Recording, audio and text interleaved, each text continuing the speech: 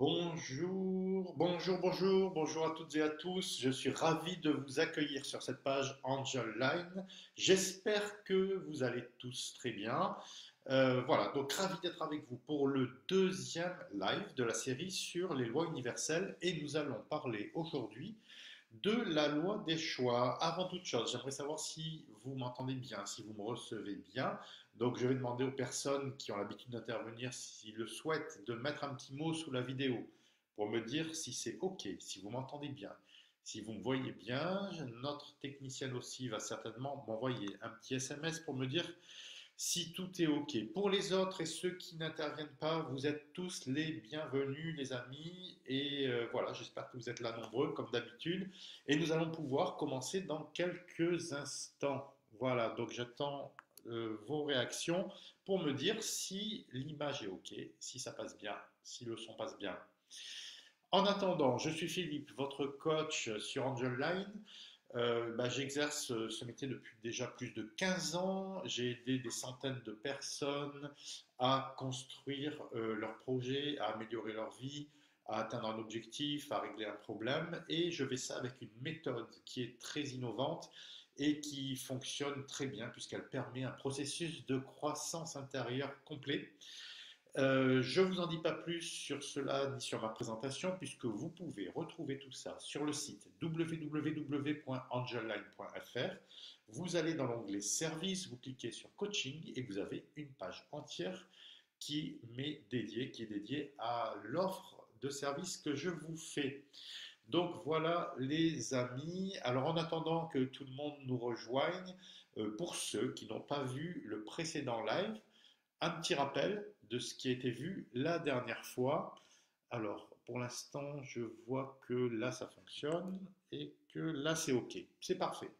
Donc, les lois universelles. Donc, un petit rappel. Donc, tout d'abord, on parle de quoi? Loi universelle, loi cosmique, loi de l'esprit, loi fondamentale, loi naturelle, loi de la vie, peu importe comment on les appelle, ce sont des lois qui existent depuis la nuit des temps, qui régissent l'univers, qui régissent notre planète et qui sont comme des lois mathématiques, aussi vraies que la loi de la gravité. Première chose. Deuxième chose, dans ces lois-là, il n'y a pas de notion de bien ou de mal. La seule chose, et ce qu'on sait, c'est que si on utilise ces lois comme boussole pour faire nos choix, pour prendre des décisions, eh bien nous allons aller vers davantage de paix, de bonheur et d'équilibre, puisqu'on s'harmonise avec des lois naturelles. Du coup, on va développer des valeurs qui vont développer notre beauté intérieure et on va également développer la fluidité, de la fluidité dans nos vies puisqu'on embrasse le courant naturel de la vie. Donc voilà, salut Marie, salut Catherine. Ok, ça marche bien.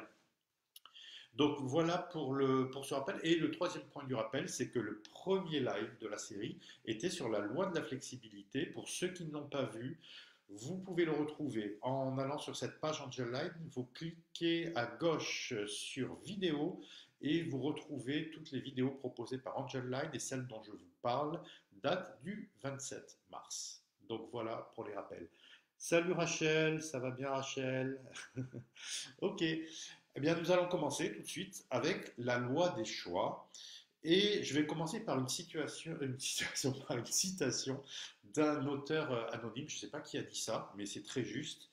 Il faut vivre et mourir, et tout le reste est à notre choix. Effectivement, quand on est sur Terre, on n'a pas d'autre choix que celui de vivre et mourir. Ça, on ne décide pas. Bien entendu, je ne parle pas du suicide, qui est un cas particulier, mais à part ça, ben, on n'a pas le choix. C'est vivre et mourir.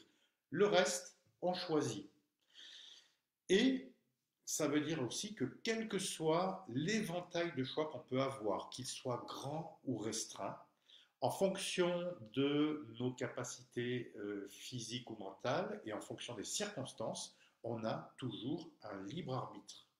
Et même quand on est dans des situations où les choix sont très réduits, où on a l'impression que c'est très réduit, où on se retrouve même enfermé, j'ai en tête voilà, des exemples de personnes qui ont été en prison, par exemple. Eh bien, on a toujours le pouvoir de choisir la façon dont on réagit à la situation et on a toujours la possibilité de donner une direction quelque part. Donc voilà pour la loi des choix. Alors du coup, ce qu'il faut savoir, c'est que, et ce qui est intéressant de voir, c'est que bien souvent, on a l'habitude de dire, parfois, j'ai pas eu le choix, j'ai pas eu le choix. Et ça, c'est faux. C'est la définition de la loi des choix, et ce que je viens de dire précédemment, c'est faux. On a toujours le choix. Et quand on dit j'ai pas eu le choix, en fait, on pourrait dire j'ai le sentiment de ne pas avoir eu de choix. Mais le choix, on l'a toujours. Et pourquoi on dit j'ai pas eu le choix? Donc il y a trois raisons à ça. La première, c'est quand on n'est pas conscient de l'éventail de choix qu'on peut avoir, quand on n'est pas conscient de toutes les possibilités. Et c'est ce qui arrive très souvent. Pourquoi? Parce que on a été élevé comme ça, on a été élevé dans le binaire, c'est-à-dire c'est soit ça, soit ça. Soit tu fais ça, soit tu fais ça. Rappelez-vous quand vous étiez enfant, vos parents qui vous disaient soit tu auras ça, soit tu auras ça. Soit tu fais ça, soit tu fais ça. Soit c'est oui, soit c'est non. Soit c'est blanc, soit c'est noir. Le gris clair, le gris foncé, les nuances de gris, ça n'existe pas. Et étant habitué à ça, eh bien, on a pris l'habitude de s'enfermer dans des choix binaires. Et quand on est enfermé dans ces choix-là, je pense que ça va vous parler, on a l'impression de choisir le moins pire. On n'est jamais vraiment satisfait de nos choix et on finit par dire j'ai pas eu le choix. La deuxième raison pour laquelle on va dire j'ai pas eu le choix, c'est quand alors on est conscient d'un certain éventail de choix, mais on va pas assumer les conséquences de certains choix. On ne se sent pas prêt à assumer les conséquences de certains choix. Et enfin, la troisième raison pour laquelle on dit j'ai pas eu le choix, on est conscient d'un certain éventail de choix, mais on va se limiter du fait de nos croyances limitantes, de nos peurs et également de nos habitudes comportementales. Donc voilà pour la loi des choix. Donc en résumé, respecter la loi des choix, c'est quoi? C'est envisager d'autres options. C'est utiliser son pouvoir créateur, sa créativité pour aller chercher d'autres possibilités. Et ça, je vais vous montrer après comment dans l'exemple que je vais prendre. Et après, c'est pas tout.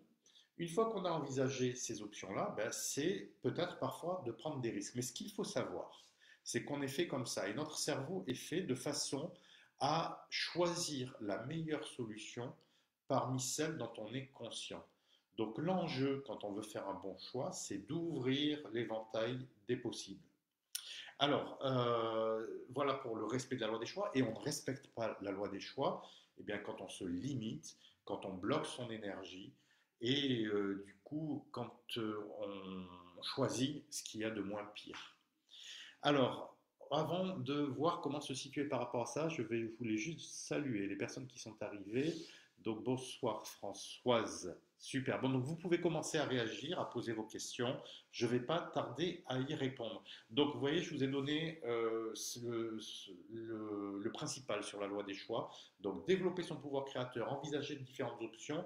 Comment vous situer? Comment on fait ça? On va le voir tout de suite. Alors, se situer, bien, tout simplement, je vais vous inviter à faire comme on l'avait fait la dernière fois. Bien, vous pouvez vous donner une note, hein, entre guillemets, un pourcentage auquel vous vous situez par rapport à cette loi des choix. Est-ce que vous avez plutôt tendance à être enfermé dans du binaire, c'est oui ou c'est non, à pas être satisfait de vos choix, à toujours dire j'ai pas eu le choix? À ce moment-là, vous êtes plus proche du 5%, 10%.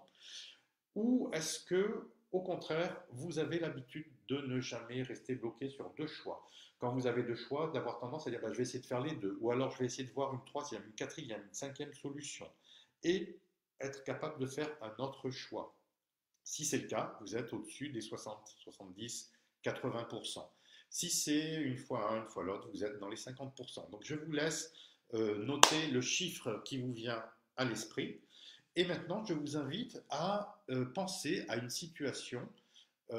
Actuellement, est-ce que vous êtes dans une situation où vous avez un choix à faire entre deux choses et c'est compliqué? Alors, je ne vous parle pas du choix entre le paquet de chips et les merguez, ou vraiment un choix impactant, un choix important pour vous. Et vous êtes bloqué entre deux choix. Pensez à cette situation et vous allez peut-être pouvoir faire l'exercice que je vais vous proposer maintenant. Je vais partir d'un exemple. Cet exercice, vous pourrez peut-être le faire plus tard à tête reposée, mais je vais vous montrer ce que je fais, ce que j'ai fait avec certains clients en coaching. Par exemple, une personne qui a à choisir entre deux situations. Donc la première situation, la personne est dans son travail, elle a un poste intéressant, elle est dans sa routine, elle gagne bien sa vie, elle est bien installée, elle suit son train-train quotidien et on va lui proposer de déménager à l'autre bout du pays pour aller prendre un poste un petit peu différent mais qui l'intéresse. La personne a des capacités et voilà, on lui propose 50% de plus en termes de salaire. Et elle hésite. Et qu'est-ce qu'on fait dans ces cas-là? Ben, on va peser le pour et le contre. Et on va faire la liste du pour et du contre. C'est bien souvent ce qu'on fait. Et on en reste à ça, et c'est très mental, hein, c'est ce qu'on a appris à faire. Et on va toujours trouver autant d'avantages et d'inconvénients dans les deux situations. Et en faisant que ça ne suffit pas. Alors, qu'est-ce qu'on fait et qu'est-ce que j'ai fait avec cette personne-là? Et c'est ce que vous pouvez faire vous également quand vous avez un choix important à faire entre deux situations, c'est déjà voir quels sont les critères qui sont importants pour vous. Donc, c'est ce qu'on a fait avec la personne. Donc, on va partir sur du mental pour se préparer, mais on ne va pas prendre notre décision à partir de là. Donc, la personne, je vais lui dire, ben, c'est quoi tes critères? Qu'est-ce qui est important pour toi? Donc, ça va être le lieu géographique, ça va être l'environnement, ça va être l'intérêt du travail. Et comme au bac, vous savez, je vais lui demander de mettre des coefficients. Donc, ça, c'est coefficient 5, ça, c'est coefficient 4, ça, c'est coefficient 3. Qu'est-ce qui est le plus important? Et puis, pour chaque situation, elle va mettre des notes et puis elle va faire son petit calcul. Ça, c'est pour la préparation. Après, on laisse tomber tout ça. Mais comme on y a travaillé, ça va être pris en compte par le subconscient dans la décision. Et après, on fait tout simplement un exercice de relaxation et de visualisation mentale. Et ça, vous allez voir, c'est très puissant. Donc la personne, je vais l'inviter à se relaxer et à aller s'imaginer dans la première situation. Voilà, elle fait son travail, elle est dans son train-train, et je vais lui dire de, voilà, tu vis ton film qui est là-dedans. Imagine que tu fais ça pendant 5 ans, 10 ans, 15 ans. Comment tu te sens? Et je vais inviter la personne à observer ses ressentis au niveau de sa respiration, au niveau du corps. Est-ce qu'il y a quelque chose qui coince ou est-ce qu'au contraire ça s'ouvre? Puis on fait la même chose dans la deuxième situation, exactement la même chose. Projette-toi, imagine que tu déménages avec ta famille, vois comment ça se passe, tu t'installes, vois ce que tu ressens au niveau du corps. Et le corps ne se trompe pas. Donc le corps va vous donner des indications. Est-ce que ça va coincer ou est-ce que ça va s'ouvrir? Et ce qui est magique, c'est qu'en faisant ça, vous pouvez avoir, sous forme d'intuition, l'intuition d'une troisième, quatrième, cinquième voie. Dans ce cas-là, qu'est-ce que ça pourrait être? On pourrait dire non, tu choisis, c'est soit ça, soit ça. Bien non. Là, bien, la personne peut avoir l'intuition ou l'idée de dire, bah, tiens, on m'a proposé quelque chose de différent ailleurs, j'hésite pour telle ou telle raison. Et si je regardais d'autres entreprises concurrentes de celles qui m'ont fait cette nouvelle offre, pour voir si, bah, puisqu'on m'a fait cette proposition, c'est que j'intéresse la personne, on est venu me chercher, donc j'intéresse la société, donc trouver d'autres sociétés basées ailleurs, dans des endroits qui me plaisent peut-être plus, et je vais commencer à faire des candidatures pour cette société-là. Vous voyez la troisième piste, la troisième option. Donc c'est avec ça que vous pouvez développer votre pouvoir créateur et aller envisager d'autres options dans vos choix. Après, bien sûr, pour les choix plus simples, c'est juste un réflexe à prendre. Soit ça, soit ça. Est-ce que je peux faire les deux? Est-ce qu'il n'y a pas une troisième solution? Est-ce qu'il n'y a pas une quatrième solution? Quelle est la troisième solution? Quelle est la quatrième, la cinquième? Et souvent, le meilleur des choix se trouve dans la troisième, la quatrième ou la cinquième solution. Donc voilà pour l'astuce que je vous donne. Appliquez-le à la situation qui vous bloque aujourd'hui et vous verrez, ça marche super bien. Alors, je vois s'il y a d'autres personnes. Bonsoir Louise. Super. Alors, n'hésitez pas à réagir, à poser vos questions et je vais commenter tout cela très bientôt. En conclusion, bien, tout peut changer quand on exerce son pouvoir créateur. Tout peut changer dans sa vie. Et déjà, un choix très simple que vous pouvez faire et qui change la vie, c'est est-ce que j'utilise une expression positive ou une expression négative dans mes paroles, dans mes actions. Une expression positive, ben, ça va être enthousiasmant, ça va être constructif, ça va être enthousiasmant, ça va être inspirant. Alors qu'une expression négative, ça peut détruire, ça peut se retourner contre vous, ça peut blesser. Et rien que ça peut changer déjà la vie. Donc vous voyez tous les choix possibles. Et en choisissant une expression, d'exprimer sa créativité, que ce soit en parole, mais surtout en action, les deux, hein, en parole et en action, eh bien, vous pouvez changer le cours de vos vies.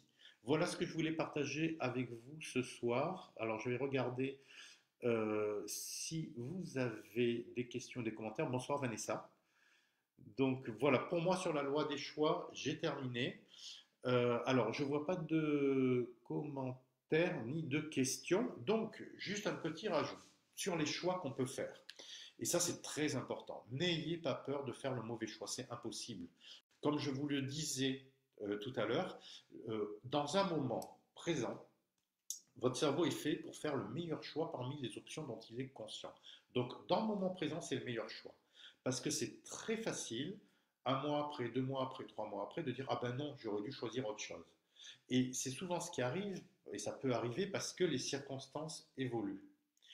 Une petite situation. Alors attendez. Ok, pas de question, on continue. Donc, une situation pour vous montrer ça. Et vous montrer que vous ne pouvez pas vous tromper. Imaginez que vous êtes dans une pièce où il y a deux machines, une machine qui distribue à manger, une machine qui distribue à boire.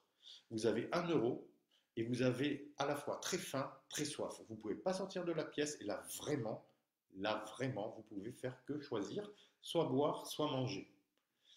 Supposons que vous choisissiez d'utiliser votre euro pour manger. Donc vous allez manger. Et au bout d'une demi-heure et d'une heure, vous allez avoir soif et vous allez vous dire ah ben non, j'aurais dû choisir à boire.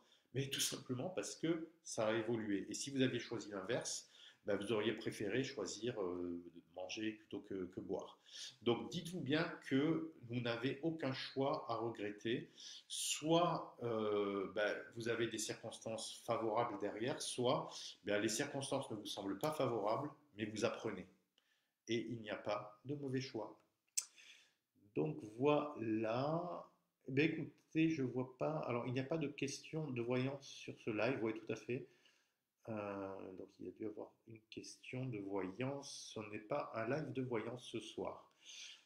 Ok. Écoutez, ben, je ne vois pas de commentaires. Si vous avez des partages, des commentaires, des questions, n'hésitez pas. Sinon, ben, ça aura été le live le plus court de la série et depuis longtemps, mais peu importe. À ce moment-là, nous allons passer au tirage d'une carte de l'intuition et puis je reviendrai sur vos commentaires, sur vos partages, sur vos questions s'il y en a. Donc, comme d'habitude, comme j'ai l'habitude de le faire à chaque live, je vous propose le tirage d'une carte de l'intuition. C'est quoi? Donc, c'est un outil que je peux utiliser en coaching et qui permet de choisir justement des directions par rapport à ces lois naturelles, aux lois fondamentales, et qui nous permettent d'évoluer également vers plus de paix, de bonheur, d'équilibre. Et pourquoi je fais ça? Parce que toutes les personnes qui sont ce soir avec nous ben, et qui restent avec moi, nous partageons la même énergie et nous partageons parfois des problématiques à résoudre et une direction à prendre. Et vous allez voir que la carte que je vais tirer peut vous concerner, et en général, ça concerne la majorité, voire la totalité d'entre nous. Donc pour ça, j'utilise ces cartes-là, donc les cartes des portes de l'intuition. Donc il y a 54 cartes qui sont ici.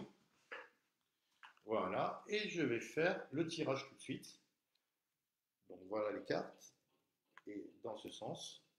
Voilà, donc je vais les mélanger et je vais faire le tirage. Pour cela, je vais vous demander de vous connecter avec moi. Donc, je les mélange et je vais... Voilà, c'est fait. Et je vous invite à imaginer que vous me tenez par la main. Voilà, j'étale mon jeu de cartes. Donc, imaginez pour tous ceux qui sont là, qui sont présents ici et maintenant, et pour ceux qui verront ce live En différé, ça marche aussi. Donc imaginez que vous me tenez la main et c'est parti. Voilà, c'est celle-là. Ok, alors je vais vous montrer la carte. Voilà. Hop. Alors, je vous montre l'image. La première question que je vous pose, c'est est-ce que ça vous inspire quelque chose par rapport à votre vie actuellement? Donc, qu'est-ce que ça représente pour vous? Donc, certains vont voir un pont avec des lumières sur les côtés. Donc, qu'est-ce que ça évoque pour vous? Est-ce que ça peut répondre à une question que vous vous posez, à une problématique que vous vivez? C'est la première chose. Voilà, donc je vous laisse la regarder un instant. Et je vais vous lire le titre de la carte. Et les questions sont les mêmes. Les aides. Les aides. Est-ce que ça vous inspire? Est-ce que ça vous parle? Est-ce que ça peut répondre à une question que vous vous posez ou à une problématique que vous avez actuellement? Et maintenant, je vais vous lire le petit commentaire qui est sous la carte. Quoi que vous entrepreniez, des aides invisibles vous soutiennent. Alors, on va aller un petit peu plus loin.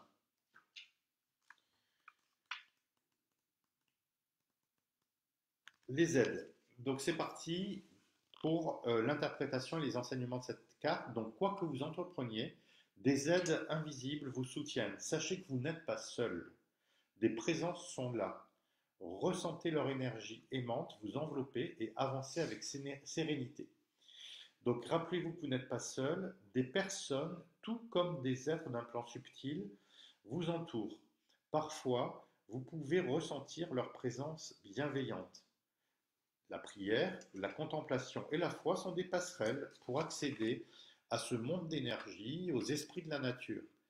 Chaque fois que vous invoquez avec sincérité de l'aide, ces fameux hasards se produisent. Une organisation semble se manifester et tout vient à point nommé, comme par miracle. Ouvrez votre esprit à cette éventualité et votre vie sera plus facile. Alors, ce qu'on propose en termes d'action, c'est faites des demandes claires que vous formulez comme des prières. Mettez votre force de conviction dans ce que vous faites et agissez dans le sens de vos désirs. Donc, ce sont, vous voyez, des affirmations à faire comme si vous aviez déjà atteint votre but. Et puis, dès que vous mettez en route des actions, c'est là où vous envoyez un message à l'univers et en général, l'univers vous répond et vous allez voir apparaître et vous préparer, vous conditionner pour voir apparaître ce dont vous avez besoin pour réaliser vos projets, ça fonctionne. Donc, est-ce que ça répond à quelque chose qui vous parle aujourd'hui? J'espère que oui. Et voilà, alors, bonsoir, alors Papillon, bonsoir Catherine, salut Catherine. Alors le chemin est long pour le déconfinement, tout à fait. Alors ça aussi, c'est un très bon exemple hein, par rapport à la loi des choix. On peut dire, aujourd'hui, on n'a pas le choix, on est confiné, on est chez nous. Vous n'avez pas le choix d'être enfermé ou pas, ok, vous êtes confiné, mais vous avez le choix de comment vous allez vivre cette situation. Est-ce que vous allez vous sentir enfermé, prisonnier, bloqué, et puis être contrarié, de mauvaise humeur, passer de mauvaises journées, ou est-ce que vous allez décider d'en profiter pour faire des choses nouvelles, pour voir des choses que vous n'avez pas l'habitude de voir, profiter de la vie différemment. Donc ce choix-là, vous l'avez. Et oui, le chemin vers le déconfinement est long et on ne sait pas encore combien de temps ça va durer. On devrait avoir des nouvelles de ça, je crois, lundi soir. Merci Catherine pour ton partage. Marie, alors ce qui est intéressant devant un choix, c'est de se demander quelle part de moi choisis. Oui, tout à fait. Euh, Est-ce que, tout à l'heure, par exemple, quand j'évoquais on n'a pas le choix, j'ai pas le choix, euh, j'évoquais la peur, les croyances, les habitudes comportementales. Est-ce que c'est cette partie qui parle? Est-ce que c'est les peurs qui parlent? Lorsque c'est les peurs qui parlent, c'est souvent l'auto-saboteur, le mécanisme de sabotage qu'on a en nous et qui est lié à nos peurs. Et voilà, se demander quelle part de moi choisit. Quand on a le doute, donc c'est un truc, j'ai eu Marie au téléphone il n'y a pas longtemps, donc elle donnait, et c'est vrai que c'est un truc qui est plutôt sympa, quand on se sent obligé de faire quelque chose, quand on se dit il faut que je fasse ça, Euh, Parfois, on s'impose des choses et en fait, bah, c'est pas des choses dont on a vraiment envie et c'est nos croyances ou c'est des injonctions qu'on a pu avoir dans l'enfance qui remontent, voilà, des programmes, d'anciens programmes qui sont là et qui veulent nous faire faire, voilà, certaines choses. Et du coup, ben, on va faire des choses qu'on n'a pas envie de faire, on va perdre du temps, on va perdre de l'énergie. Ben, c'est de se demander parfois, on va s'imposer de faire une chose et quand on n'a pas envie, on peut se dire, ben, qu'est-ce qui se passe si je ne le fais pas? Qu'est-ce qui se passe si je ne le fais pas? Et là, bien souvent, vous allez vous rendre compte ben, qu'il ne se passe rien, vous pouvez ne pas le faire. Voilà. Donc c'est un truc un petit peu, voilà, en plus. Virginie, salut Virginie. Le son n'est pas top, on n'entend pas trop, même avec les oreillettes. Alors Virginie, je sais qu'il y a des problèmes sur les réseaux en ce moment, actuellement. Donc de chez nous, on peut rien faire. Je ne sais pas si c'est le cas pour tout le monde, mais suivant le réseau et où vous vous trouvez, c'est vrai qu'il peut y avoir des problèmes de son. Désolé, mais on ne peut pas intervenir là-dessus. Voilà Virginie. Alors, Papillon, le confinement m'apporte beaucoup de satisfaction. J'ai réussi à faire taire mon ego. Ah, c'est intéressant ça. On fera un live aussi sur l'ego, sur ce qu'est l'ego et voilà comment l'utiliser parce que ça nous appartient. Et c'est super parce que effectivement le confinement, c'est aussi l'occasion, si on ne peut pas aller regarder à l'extérieur, de regarder à l'intérieur et voilà, de méditer, de travailler sur soi. Et c'est super, bravo, Papillon. Alors Papillon, je suppose que c'est pas ton prénom, mais c'est ton pseudo sur Facebook. Ok, super, merci pour ton partage. Enfin, oui, et oui, oui, l'ego, c'est sûr que quand on est on réagit avec son ego, quand on vit avec son ego et qu'on est tout le temps là-dessus, on s'empêche d'être soi-même, on se crée du stress, on a des relations avec les autres qui sont parfois fausses. Et parfois c'est plus fort que soi et c'est pas évident à faire tout seul. Donc si tu es arrivé tout seul, bravo, même si tu n'y es pas arrivé tout seul, mais ça part d'une prise de conscience, déjà de prendre conscience que parfois c'est notre ego qui parle et c'est pas toujours la voie de la sagesse. Bravo en tous les cas. Ok, voilà, et on peut faire alliance avec l'ego. Parce que l'ego, c'est ce que nous dit Marie, donc l'ego fait partie de nous, c'est une partie de nous. Faire alliance avec l'ego, c'est aussi ce qui va nous permettre de nous mettre en action, de faire les choses, etc. Et l'ego, il nous a aidés à un moment, il nous a aidés à nous construire, on s'est construit avec l'ego. Mais après, pour passer un cap et pour commencer à devenir soi-même et à faire autre chose, il va falloir dépasser ça et agir à partir d'un autre endroit, qui n'est pas forcément l'ego. Mais l'ego, il reste avec nous.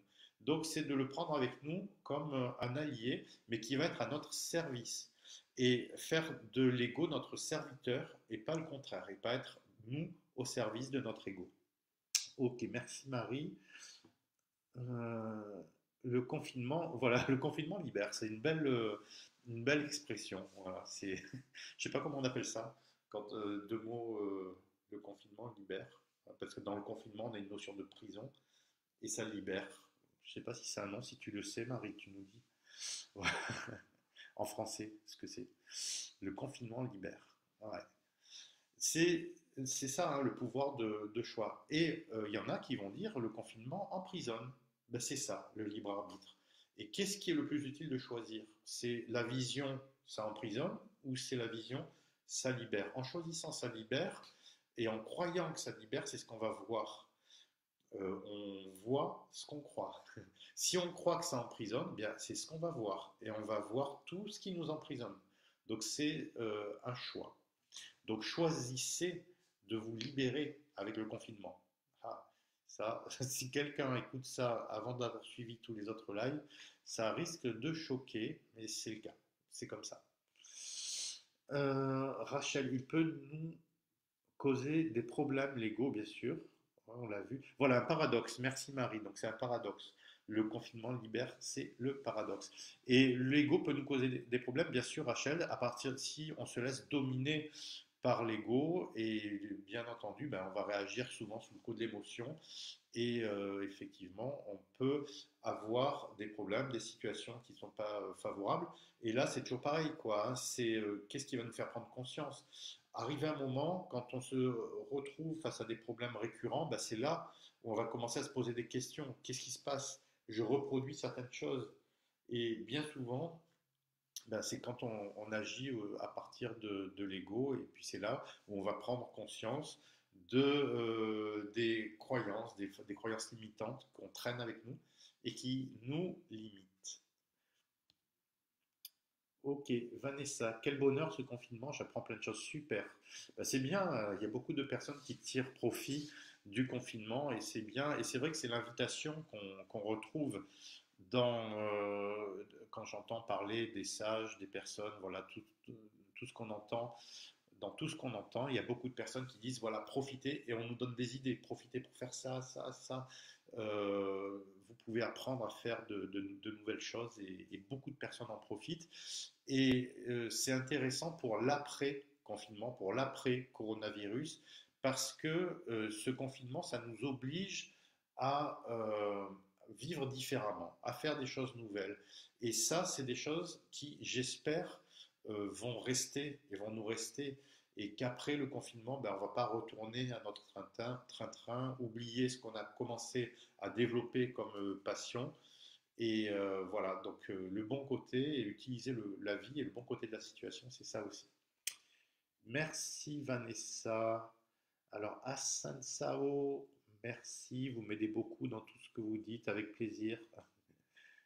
Ok, super. Ben, écoutez, je pense qu'on a fait le tour pour ce soir. En tous les cas, moi j'ai été ravi de faire ce partage avec vous. N'oubliez pas le prochain live le vendredi 24 avril à 19 heures également. Et là, nous verrons la loi de la responsabilité. Toujours pareil, la loi de la responsabilité, qu'est-ce que c'est, qu'est-ce que ça implique, comment on se situe par rapport à ça et qu'est-ce qu'on peut faire pour augmenter son niveau d'harmonie avec cette loi. Voilà les amis, j'ai été très heureux d'être avec vous ce soir. Je vous souhaite encore plein de bonnes choses. Pour ceux qui apprennent de nouvelles choses, ben, continuez, profitez. Pour ceux qui ont plus de difficultés, profitez pour changer votre façon de voir les choses, pour faire le choix de voir les choses différemment.